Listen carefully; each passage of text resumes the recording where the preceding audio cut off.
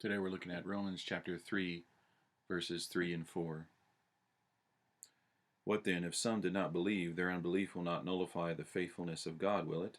May it never be.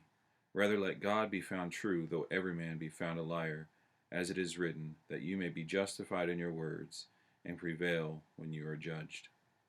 So Paul here has just described how the Jews were abiding by the law, and they understand, or they thought that that would save them, but they were not keeping the law. He says, you who teach others to keep the law, do you not keep the law? And the one who keeps the law, though he be uncircumcised, is better off, or is more of a Jew.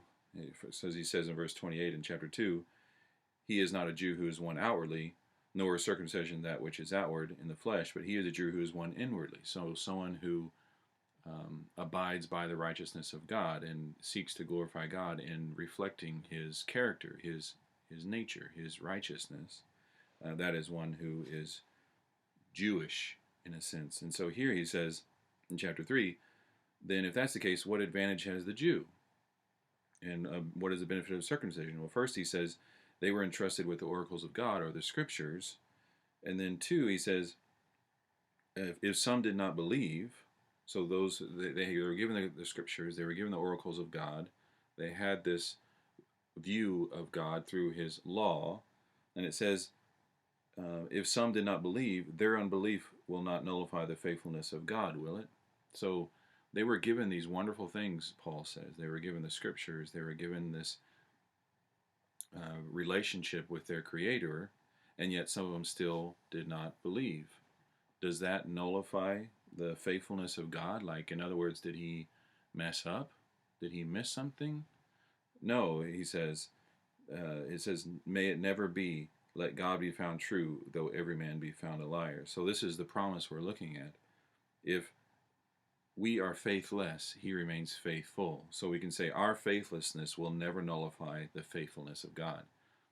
It's so easy for us to fall into that way of thinking, and we may have been taught it as children, or we may hear it in society when it comes to people's dealings with other people, that I will treat him how he treats me, and it's a reciprocal relationship. And so that kind of can filter into our thinking about God, that insofar as I am faithful, God will be faithful to me. But grace stands that on its head, that God is faithful and gracious to us, and that's really what grace means. We didn't earn his goodness to us. We didn't deserve it, and yet God in his grace pours out his goodness on us in the gospel, in the revelation of himself, and in his Son Jesus Christ, and ultimately bringing us to himself through Jesus Christ, and allowing us to be in that intimate covenant relationship with him in Christ.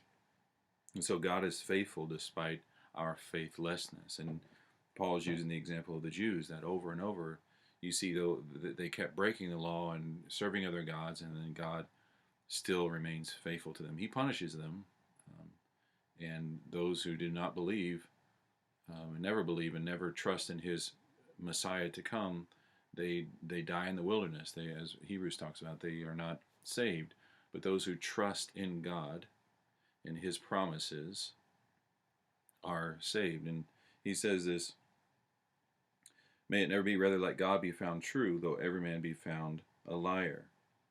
So God is not so much influenced, or really God is not influenced by man, in that his faithfulness or his truth is contingent on a community of truth. So his truth is influenced by the world's concept of truth, or the world's faithfulness to truth.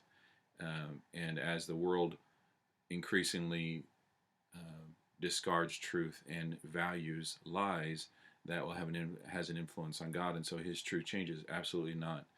Although that is often how we are.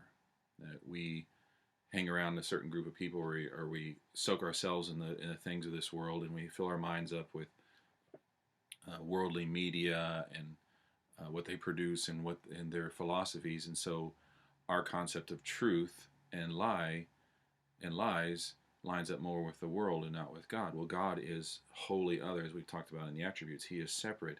His truth will be true. He will stand firm in goodness and light and truth, though every man, the whole world, is a liar. And in large measure, that's true. And so that is a comfort. It should be a comfort that He is a rock of truth and light in this morass of lies and darkness and evil.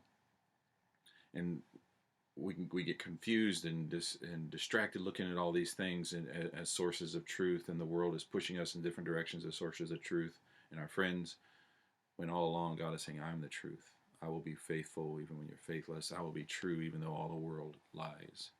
And so this is a promise that we can hold on to. Our relationship with God is not resting on our faithfulness, but His. Our relationship with God is not resting on our adherence to the truth, but God being true.